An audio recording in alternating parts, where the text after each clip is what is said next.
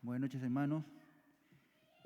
Le damos gracias al Señor, ¿no?, por este tiempo que nos permite estar aquí, delante de su presencia. Amén. Vamos a abrir nuestras Biblias en el libro de Efesios, capítulo 1, versículo 7 y 8.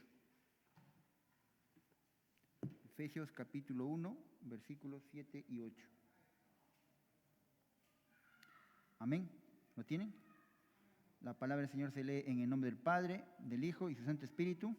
Amén. La palabra del Señor dice: en quien tenemos redención por su sangre, el perdón de pecados, según las riquezas de su gracia, que hizo sobreabundar para con nosotros en toda sabiduría e inteligencia. Vamos a orar. Padre nuestro que estás en el cielo, Señor, te damos gracias, Señor, una vez más, por permitirnos estar aquí en esta noche, Señor. Gracias, Señor, por esta noche, Señor, poder compartir tu palabra, Señor. Te pedimos, Señor, que tú nos ayudes, tú nos des sabiduría, nos des entendimiento, Señor, para entender, Señor, las verdades, Señor, que tú nos enseñas en tu palabra, Señor. Ayúdanos, Señor. Ayúdanos a nosotros poder comprender, entender, Señor, y atesorar esta palabra en nuestros corazones, Señor. Te pido también, Señor, que seas tú dirigiéndome en esta noche, Señor. Seas tú, Señor, a través de mí, Señor, haciendo, bendito Dios, llegar tu palabra, tu mensaje a tus hijos, Señor. Te doy gracias, Señor, en el precioso nombre de tu Hijo Jesús. Amén. Amén. Tomen asiento, hermanos.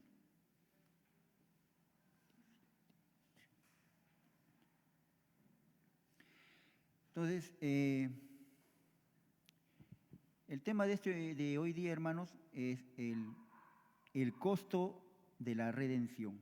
Por eso leíamos ahí, ¿no?, en Efesios 1, capítulo 7 y 8, que dice, ¿no?, en quien tenemos redención por su sangre, el perdón de pecados según las riquezas de su gracia. Entonces, esta noche vamos a compartir este tema, ¿no?, el costo de la redención. Ahora, la palabra redención, bueno, es un término que ya no se usa, ¿no? Nosotros ya no lo usamos en nuestro lenguaje, ¿no? Pero la palabra redención viene del griego apolutrosis, que quiere decir comprar algo, comprar de nuevo. Se aplicaba en esos tiempos, ¿no?, para obtener la libertad de un esclavo, de un cautivo, para volver a adquirir algo o recomprar algo, ¿no? Tal vez algo que se había vendido, se había empeñado, se había hipotecado. Pero ese término se usaba para eso, ¿no? Para comprar o para recomprar algo, para comprar de nuevo. Ahora, como les dije, ya también se usaba, ¿no?, para comprar o si comprar un cautivo o un esclavo, ¿no? Ahora, cada uno de nosotros podríamos pensar, ¿no?, pero bueno, ese término no se aplica a mí porque nosotros no somos esclavos, ¿no? En nuestro país ya no existe la esclavitud. Somos un país libre. Pero vamos a ver que a través de la palabra del Señor, que el hombre y la mujer sin Cristo es cautivo del pecado, ¿no? El hombre que no tiene a Cristo es cautivo del pecado, ¿no? Y al ser cautivo del pecado, por lo regular el hombre pues hace todo mal y está totalmente separado de Dios, ¿no? Hay una historia, ¿no?, que cuentan, puede ser real o ficticia, pero dice que en esos tiempos, ¿no?, en Estados Unidos, ¿no?, compraban esclavos. Dice que llega un barco, ¿no?, un barco de África lleno de esclavos, ¿no?, a las costas, dice, del estado de Georgia. Llega ahí y dice que pues a todos los esclavos los bajaron del barco y los llevaron a una plaza, ¿no?, donde vendían a los esclavos, y todos estaban ahí encadenados, ¿no?, y los vendían, ¿no?, a esos grandes terratenientes que tenían sus campos de cultivo para que puedan ellos trabajar ahí, ¿no? Entonces dice que de entre todos esos esclavos, dice que sobresalía un esclavo grande, fuerte, ¿no? Y dice que llega un hombre bien vestido, con buen porte, y pregunta por él, ¿no?, al vendedor de esclavos. Le dice: yo quiero ese esclavo, le dice, ¿no? Entonces el vendedor le dice: no, le dice, porque ese esclavo cuesta mucho. No lo vas a poder pagar, le dice. ¿Cómo no? Le dice, no, yo tengo dinero. Y saca una bolsa, pues, una bolsa llena. En ese tiempo, pues, no es como ahora moneda, billete, ¿no? Saca oro, ¿no? Oro y plata. Y le dice, acá está. Y él paga por él, por ese esclavo. Entonces, al vendedor no le quedó más que soltar al esclavo, liberarlo y dárselo al que lo había comprado. Pero para sorpresa de todos los que estaban ahí, dice que el comprador le dice al esclavo, mira, yo ya te compré, ya te liberé, ahora tú puedes irte, eres libre. Lo que tú no podías hacer, yo lo he hecho, así que ahora eres libre. Y lo dejó libre. Entonces, esta es una historia, por supuesto, no sabemos si es ficticia o es real, pero la podemos usar, ¿no?, para nosotros comprender qué hizo Dios para con nosotros, ¿no? El hombre, a través de la palabra sabemos, ¿no?, que el hombre es esclavo del pecado. En Juan capítulo 8, versículo 34, si podemos buscar, ¿no?, el Señor Jesús les había dicho a los judíos en una ocasión, ¿no? Juan capítulo 8, versículo 34, dice, ¿lo tiene? Jesús le respondió, de cierto os digo que todo aquel que hace pecado, esclavo es del pecado, ¿no? Jesús fue muy claro al decir estas palabras, ¿no? Todo aquel que hace pecado, todo aquel que practique el pecado, es esclavo del pecado.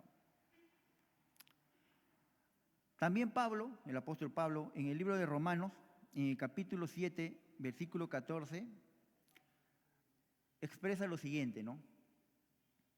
Porque sabemos que la ley es espiritual, mas yo soy carnal, vendido al pecado. Entonces Pablo también le recuerda a los romanos a quien iba dirigido la carta, ¿no?, que ellos en un tiempo también habían sido vendidos al pecado, que en épocas pasadas ellos también habían sido esclavos del pecado, ¿no? En el mismo libro, en Romanos, en el capítulo 6, versículo 17, Pablo también les vuelve a decir algo, ¿no? Les dice, pero gracias a Dios que aunque erais esclavos del pecado, habéis obedecido de corazón a aquella forma de doctrina a la cual fuisteis entregados, ¿no? Entonces, según la palabra de Dios, los hombres, ¿no?, estábamos condenados a la muerte porque éramos pecadores, ¿no? La paga del pecado, dice en Romanos 6:23, la paga del pecado es muerte, ¿no? La paga del pecado es muerte. Entonces, por tanto, todo ser humano, ¿no?, que está esclavizado a su pecado, está condenado a muerte, ¿no? Entonces, ya desde el mundo antiguo se hacía necesario la redención, ¿no? De no hacer así, la esclavitud continuaría y tendría que llevarse a cabo la sentencia de muerte.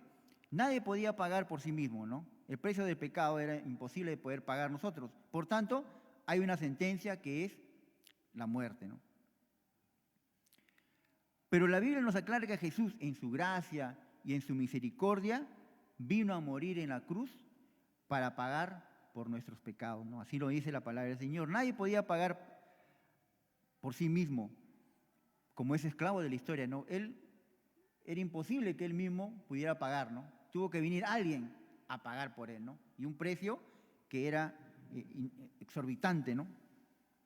Nadie puede salvarse a sí mismo, nadie puede ir al cielo por sí mismo, porque como dicen Romanos, ¿no?, 3, del 9 al 11, no hay ni un justo, ni aún uno, dice, ¿no? ¿Por qué? Porque todos hemos pecado, todos somos pecadores, ¿no? Desde el momento de Adán y Eva que desobedecieron, ¿no?, el mandato de Dios, el pecado entró a la humanidad, ¿no? Y así, aunque hayan pasado muchos siglos, el pecado hoy sigue estando, ¿no?, en el hombre. Y el pecado es lo que lleva al hombre a apartarse de Dios, ¿no? Es por eso que vemos ahora a través de la historia que el hombre, pues, ha decidido vivir a su manera, ¿no? Muchos hombres, muchas personas han decidido a vivir como ellos piensan, ¿no?, como ellos quieren, ¿no? Se han rebelado, ¿no? Se han rebelado a Dios. Es por eso que hoy vemos que a través de la historia, el hombre que ha decidido vivir a su propia manera, ¿no?, pero Dios, en su infinita misericordia, ¿no?, y Dios que siempre amaba su creación, al hombre y a la mujer, en un momento ya establecido, decidió enviar a su Hijo, ¿no? A nuestro Señor Jesús. Ahora, hay un término o que tenemos que, para poder entender esto, ¿no? Acerca de la redención, tenemos que entender primero quién era el que iba a pagar por nosotros, ¿no? Porque nosotros mismos, imposible, no podíamos hacerlo, ¿no? Entonces, hay un término que los teólogos usan y es encarnación. ¿Ustedes han escuchado ese término? Encarnación, ¿no? Este término es usado por los teólogos e indica que Jesús, el Hijo de Dios, tomó forma humana, ¿no? La palabra encarnación significa el acto de hacerse carne. Y nosotros lo podemos ver en el libro, en el Evangelio de Juan, ¿no? Juan 1:14, es un texto conocido, ¿no? Y el Verbo fue hecho carne y habitó entre nosotros. Y vimos su gloria, gloria como del unigénito, lleno de gracia y de verdad, ¿verdad? Juan 1:14, ¿no? Ahora, nosotros ¿cómo podemos corroborar, ¿no?, que nuestro Señor Jesús en verdad se encarnó, que en verdad se hizo carne, que se hizo un ser humano, ¿no? ¿Cómo podríamos verlo? A través de la Biblia, ¿no? A través del Evangelio. A través del Evangelio se demuestra la humanidad del Señor, ¿no? Y hay tres cosas que los autores divinos en el Nuevo Testamento, inspirados por el Espíritu Santo, a escribir sobre nuestro Señor, que manifiestan que de verdad nuestro Señor Jesús fue un hombre en todo el sentido de la palabra, un hombre como usted, como yo, un hombre con todas nuestras limitaciones que tenemos, con nuestras emociones. Así fue nuestro Señor Jesús, ¿no? Entonces, a través del Evangelio podemos ver que nuestro Señor Jesús fue un hombre en todo sentido de la palabra, con necesidades físicas, con estados emocionales, y también vamos a ver la manera como él y los demás lo percibieron. Primero veamos las necesidades físicas para comprobar que verdaderamente nuestro Señor Jesús fue humano, ¿no? Los evangelios tienen muchos versículos para decirnos que nuestro Señor Jesús tuvo necesidades físicas. Por ejemplo, en Lucas capítulo 2, versículo 7, dice, ¿no?, que cuando nuestro Señor Jesús nació, dice, su madre María lo envolvió en pañales, como un día usted y yo cuando hemos nacido, nos han puesto en pañales, ¿no? Entonces nuestro Señor Jesús también tuvo necesidad de ser vestido así, ¿no?, en ese momento, ¿no? Fueron puestos pañales. Y eso fue una señal también para que los pastores, ¿no?, para los pastores, cuando los ángeles le dijeron, vayan hasta Belén, si ustedes quieren ver y saber quién es el Cristo, van a encontrar a un bebé envuelto en pañales, acostado en un pesebre. Entonces, la primera necesidad física que nosotros podemos ver, ¿no?, hay muchas, pero una de las primeras es que nuestro Señor Jesús cuando nació necesitó pañales, tal como usted y yo cuando hemos nacido, ¿no? Otra necesidad que podemos ver en nuestro Señor Jesús es la protección. En Mateo 2, versículos 13 al 15, un ángel se le aparece en sueño a José, ¿no?, y le dice que agarre al niño y a María y huyan a Egipto. ¿Por qué? Porque Herodes lo estaba buscando. ¿Para qué? Para matarlo, ¿no? Entonces necesitaba la protección de José, por eso se lo lleva a Egipto y ahí se quedan, ¿no? Otra necesidad de nuestro Señor Jesús que demuestra su humanidad es que tuvo hambre, ¿verdad? Cuando Él dice que cuando Él fue bautizado y después por el Espíritu Santo y va al desierto, ahí estuvo 40 días y 40 noches en ayuno. Y luego de eso dice, en Lucas 8:23, que Él tuvo hambre, ¿no? Él tuvo hambre. Perdón, en Mateo 4:2. En Mateo 4:2 dice que después de haber ayunado 40 días y 40 noches en el desierto, tuvo hambre. Pero en Lucas 8:23 al 24, dicen que él también tenía necesidad de dormir. Dice que él estuvo compartiendo las parábolas en un momento y luego dice que él sube a una barca junto con sus apóstoles y la barca avanza, ¿no? Y dice cuando están al medio del lago, se produce una tormenta. Pero nuestro Señor Jesús, ¿qué estaba haciendo en ese momento? Él estaba durmiendo, ¿no? Se había cansado, pues, había estado todo el día compartiendo la palabra de su Padre. Llegó la noche y como cualquiera de uno de nosotros que tenemos un arduo día de trabajo, nos cansamos. Entonces, el Señor Jesús también se cansaba, ¿no? Como nosotros.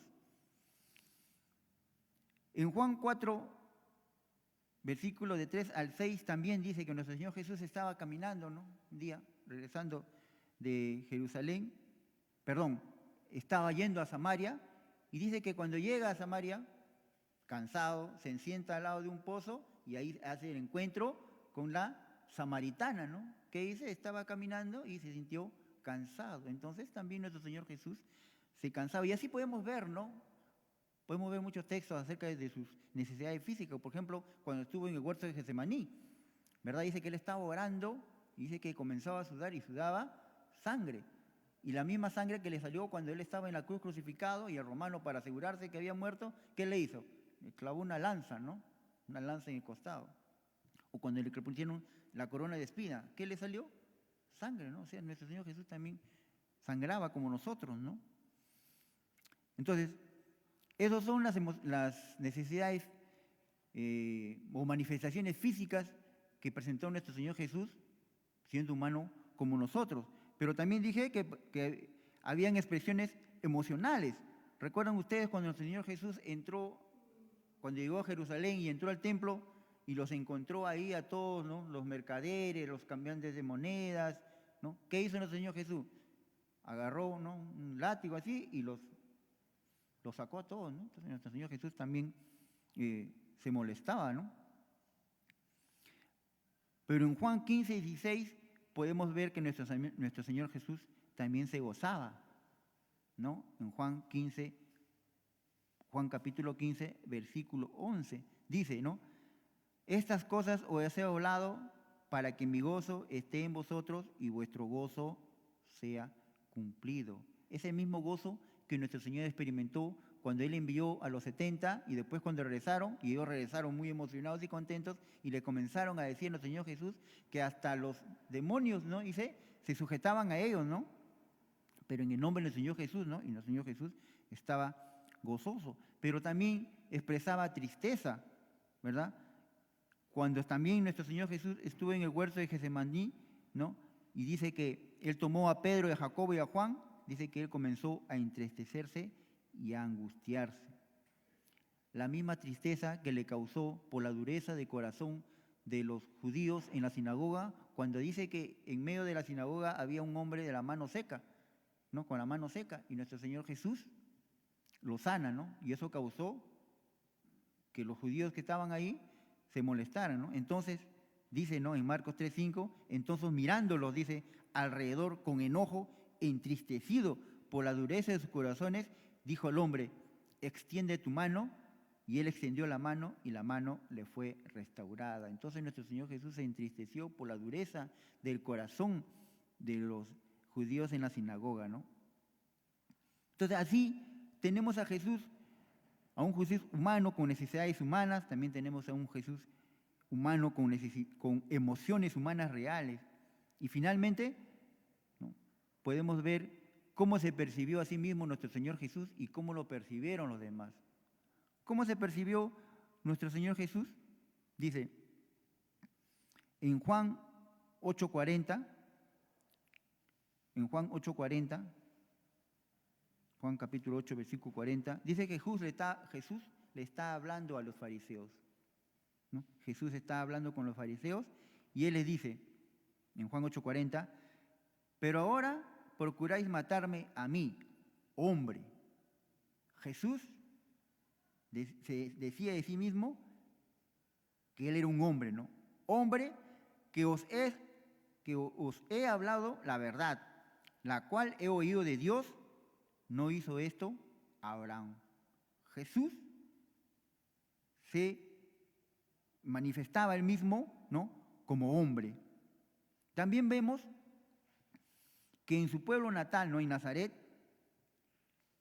a él lo habían rechazado, ¿no? Y nos fijamos, ¿no? Por ejemplo, en Marcos capítulo 6, los primeros versículos dicen literalmente que se ofendieron cuando lo oyeron predicar, ¿no? Y cuando delante de ellos sanó a varios enfermos. Y estos dicen, ¿no? En el capítulo 6 de Marcos, dice, ¿de dónde es este? ¿De dónde es este? Ellos lo habían conocido pues como un carpintero, ¿no? Ellos se asustarían o dirían, no, ¿de dónde es este? Se admirarían, ¿de dónde es este? Este era un carpintero y ahora está como rabí enseñando la palabra de Dios. Entonces ellos se asombraban, ¿no? ¿De dónde es este?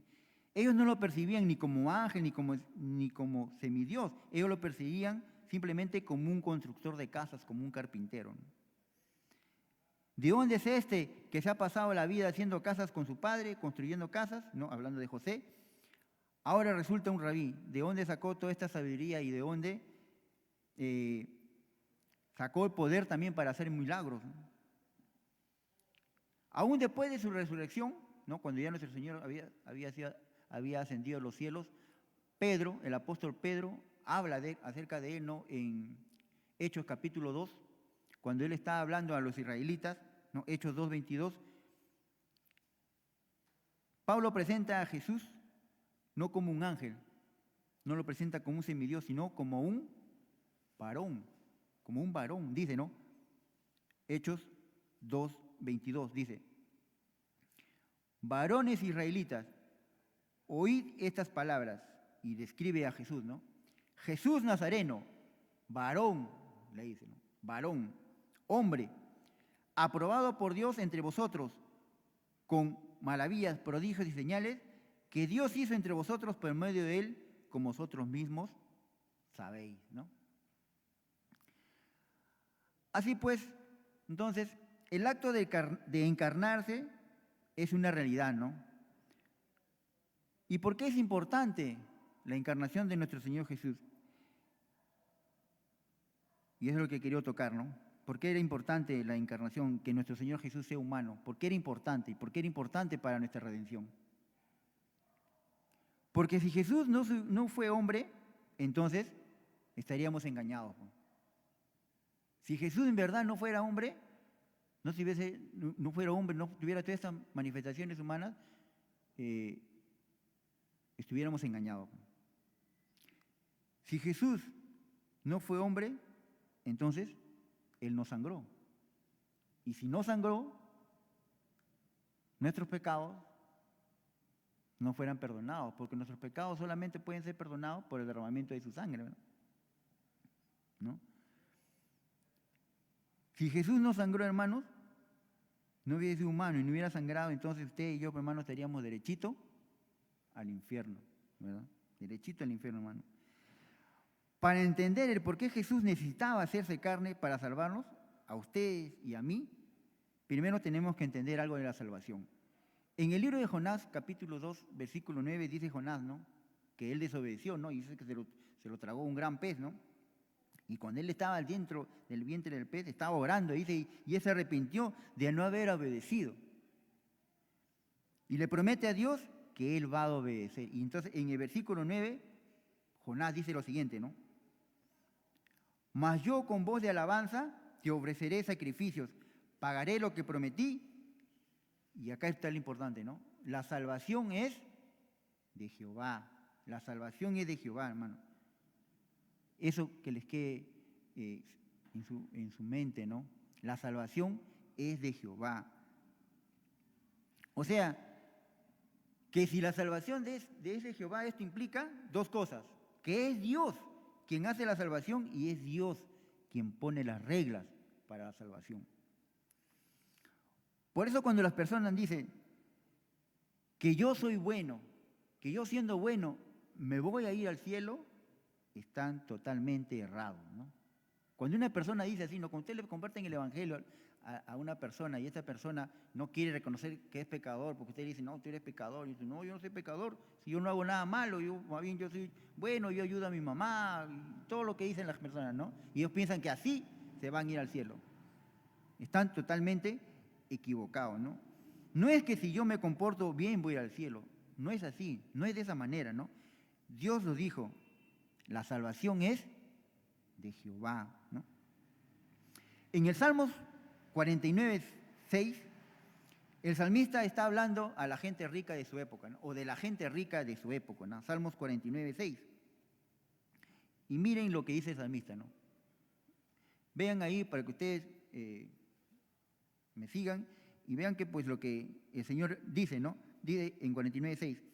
Los que confían en sus bienes y de la muchedumbre de su riqueza se jactan, dice, ¿no? Se enorgullecen, ¿no? Dice, sigue diciendo el salmista, ninguno de ellos podrá en manera alguna redimir al hermano ni dar a Dios su rescate. El Espíritu Santo por medio del salmista nos dice, ¿no?, que la plata no sirve para salvar a una persona, ¿no? A ninguno de ellos. ¿A quiénes? En este caso, el salmista está hablando de los ricos, ¿no?, que se jactaban, se enorgullecían de sus riquezas, ¿no?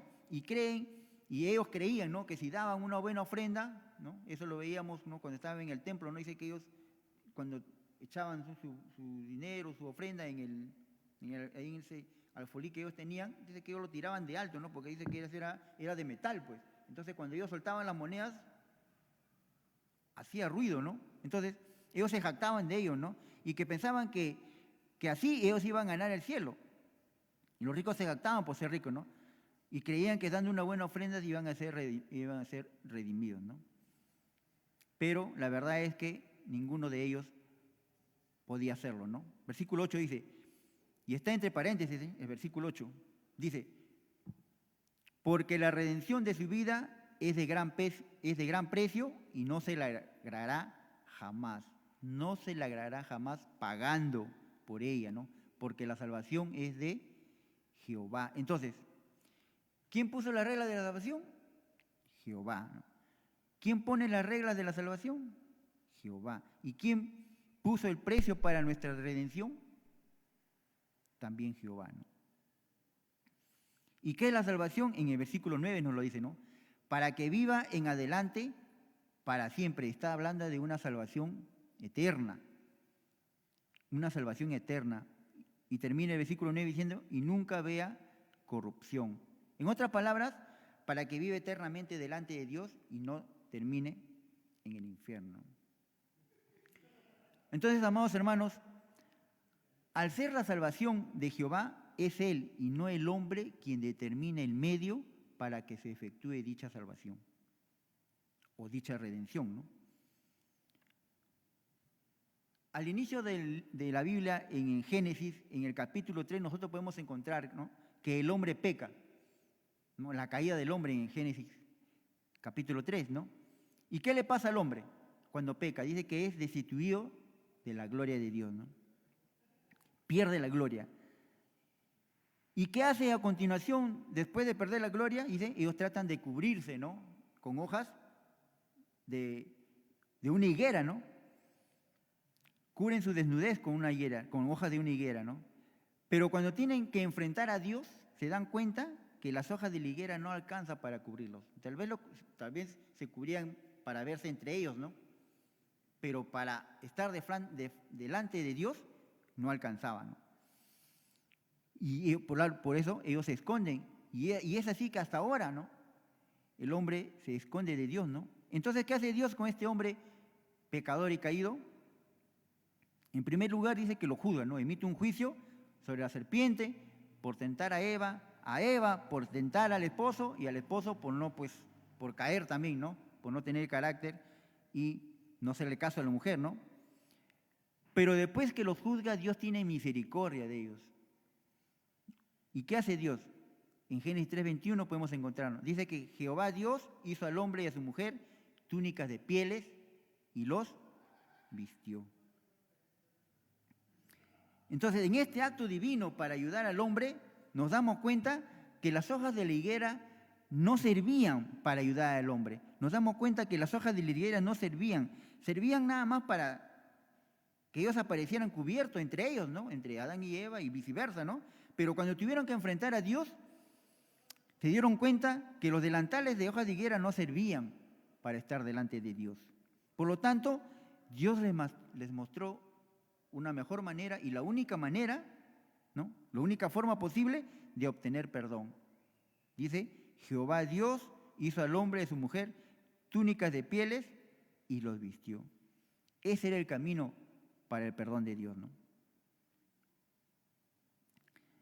Rápidamente vemos este versículo que nos enseña tres cosas acerca de la salvación. En este versículo 21 del capítulo 3 vamos a encontrar tres cosas acerca de la salvación.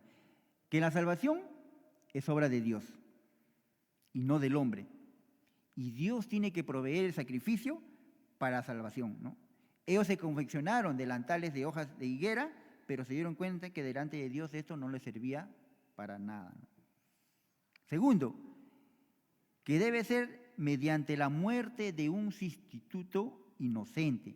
Dice, Jehová Dios hizo al hombre y a la mujer túnicas de piel. ¿Y cómo se hace una túnica de piel? Quitando la piel a un animal, ¿verdad? No se puede hacer de otra manera. Entonces, tenía que sacrificar un animal para quitarle la piel. O sea, hubo un sacrificio, ¿no? Entonces, lo segundo que nos enseña este versículo es que para obtener la salvación es mediante la muerte de un sustituto. La plata no sirve para comprar la salvación. No nos sirve de nada. Y por último nos enseña que debe haber derramamiento de sangre. Para Dios vestir a Adán y a Eva con estas túnicas de pieles, posiblemente tuvo que sacrificar un cordero, pero ese cordero tenía que ser perfecto, ¿no? Y lo tuvo que matar y arrancarle la piel, entonces hubo un derramamiento de sangre. O sea que cuando Dios cubrió a Adán y a Eva con las pieles, ¿con qué los cubrió? Con sangre, ¿no? Los cubrió con sangre. Dios demanda todo esto y nada más. Cualquier sacrificio que no reúna estos tres requisitos no es válido para redimir. Mientras que todo sacrificio reúna estas tres condiciones, siempre va a ser aceptado delante de Dios, ¿no? Todos los sacrificios de ofrenda que nosotros podemos encontrar en el Antiguo Testamento señalaban ¿a quién? Señalaban a que Dios finalmente iba a enviar al mismo Señor Jesús, al perfecto, al santo Cordero de Dios, ¿no? Cuando Él vino, Él reunió estas tres condiciones. Las tres condiciones que les he mencionado, ¿no? Él las reunió. Primero, que siendo la salvación obra de Dios, Dios provee a nuestro Señor Jesús como el regalo de parte de Él a un mundo pecador y caído. Esto es lo que nuestro Señor Jesús le dice a Nicodemo, ¿no? En Juan 3:16, un texto conocido, ¿no? Porque de tal manera amó Dios al mundo que ha dado. ¿Qué hizo? Dio, ¿no? Dio. O sea, la ofrenda lo puso Dios. Así como puso el cordero para vestir a Adán y a Eva, ahora pone el cordero para salvarnos, ¿no? Y continúa el texto diciendo, para que todo aquel que en Él cree no se pierda, mas tenga vida eterna. Nuestro Señor fue el regalo, la ofrenda de parte de Dios. Y segundo, debe ser por la muerte de un sustituto, y Cristo llenó este requisito. ¿Por qué? Porque Él era inocente. La palabra del Señor no dice que Él era inocente y no se halló falta en Él. A Él lo querían acusar de cualquier cosa. Lo llevaron ante Herodes, lo llevaron ante Pilato, los judíos no sabían de qué. Nadie le encontró culpa. Él era inocente. No hallaron culpa en Él, ¿no? Dice la palabra del Señor, no se halló falta en Él, no conoció pecado. Jesús nunca pecó. Jesús nunca pecó, nunca tuvo un mal pensamiento, Jesús nunca dijo una mentira, una palabra incorrecta, Jesús nunca cometió un acto, nunca transgredió la ley. ¿Por qué? Porque si hubiera cometido el más mínimo pecado, su sangre ya no hubiera sido podido redimirnos a nosotros, ¿no? Porque hubiera sido un pecador, ¿no? Porque no pecó, porque nunca cometió ninguna transgresión de la ley, es que pudo dar su vida, pudo dar su sangre por cada uno de nosotros. No conociendo pecado, dice, Dios lo hizo pecado por nosotros, ¿no? ¿En dónde? En la cruz, ¿no? Él llevó nuestros pecados sobre su cuerpo en el madero. En 1 de Pedro 2:22 dice, 1 de Pedro capítulo 2, versículo 22 dice, ¿no? Hablando acerca de Jesús, que Él no cometió pecado, dice, el cual no hizo pecado ni se halló engaño en su boca. Jesús no cometió ningún pecado. Y otro texto también que refuerza esto es en 2 de Corintios, capítulo 5, versículo 21. Dice, ¿no? Al que no conoció pecado, por nosotros lo hizo pecado, para que nosotros fuésemos hechos justicia delante de Dios en él, ¿no? Y por último, debe ser por el derramamiento de la sangre inocente de un sustituto. Y Cristo derramó su sangre y la dio para que nosotros podásemos ser libertados, ¿no? El apóstol Pedro, en 1 de Pedro, capítulo 1, del versículo 18 al 19, dice, nos fuimos redimidos con cosas corruptibles como el oro y la plata, ¿no? Así dice en 1 de Pedro, capítulo 1, del versículo 18 al 19. Vemos que el dinero no puede comprar la salvación. Solo la sangre preciosa de nuestro Señor Jesucristo, la sangre preciosa de un cordero sin mancha y sin contaminación, ¿no? ¿Recuerdan ustedes cuando nuestro Señor Jesús se presenta delante de Juan el Bautista? ¿Qué dice Juan el Bautista? Él dice, ¿no? He aquí el Cordero de Dios que quita el pecado del mundo, ¿no? Entonces, dice que cuando un ángel se le acerca a María, dice que el ángel le dice, ¿no? A María, ¿no? A la madre de Jesús, dice, llamará su nombre Jesús. ¿Qué significa? ¿Qué significa Jesús? Salvador, ¿no? Y a José también se le presenta, ¿no? Y le dice en Mateo 1:21, llamará su nombre Jesús. ¿Por qué? Porque él salvará al pueblo de sus pecados, ¿no? Así le dijo a María y a José.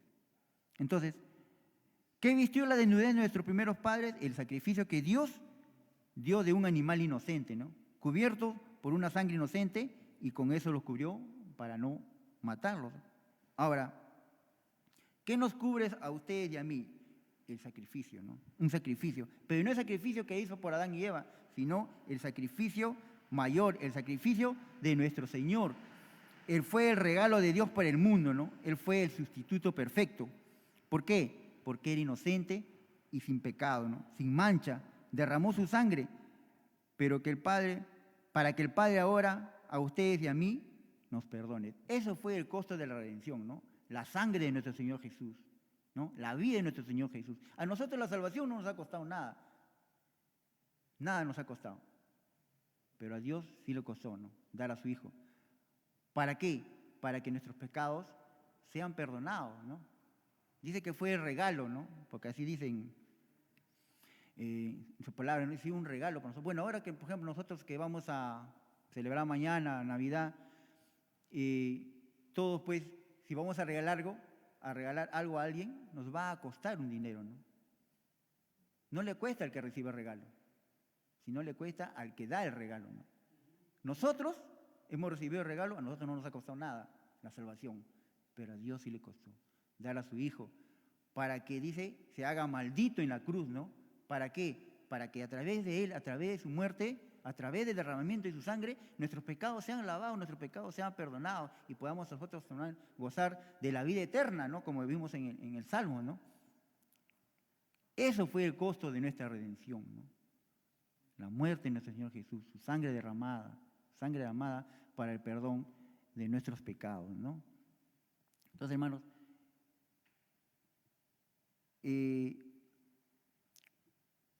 tal vez me salí de repente un poco del tema, pero que quería que ustedes pudieran entender, ¿no? ¿Por qué Cristo se tuvo que encarnar? ¿Por qué Cristo tuvo que hacerse carne? Porque no había otra manera, ¿no? Él tenía que ser hombre. Ya les dije las limitaciones, cómo los evangelios manifiestan, ¿no? la humanidad de Cristo, ¿no? Cómo tuvo limitaciones físicas, ¿no? Emocionales, ¿no? Y cómo se percibió él mismo y cómo lo percibieron los demás. Entonces, la humanidad de Cristo, Él se hizo humano, Él se hizo hombre. ¿Para qué? Para poder morir por nosotros. Ninguno de nosotros, como vimos en la historia del esclavo, podíamos pagar por nuestra salvación. era imposible, era algo impagable. Pero Cristo vino a pagar por nosotros, a pagar por nuestra redención, a pagar por nuestra salvación. Amén. Entonces, como decía ahí en Belén a los hermanos, no solamente nos acordemos pues de Jesús el día de la Navidad, ¿no? Nosotros tenemos que estar acordarnos de Jesús los 365 días del año, porque tenemos que estar agradecidos con Él por lo que hizo por nosotros. Porque nosotros estábamos derechitos caminando al infierno, hermanos, todos derechitos al infierno, pero gracias a Él que un día, gracias a Dios que un día envió a su Hijo, se hizo carne, nosotros ahora podemos ser salvos y ser llamados hijos de Dios, ¿no? Amén. Amén, hermano. Hasta ahí mi parte, ¿no? Que pues el Señor nos siga bendiciendo. Amén.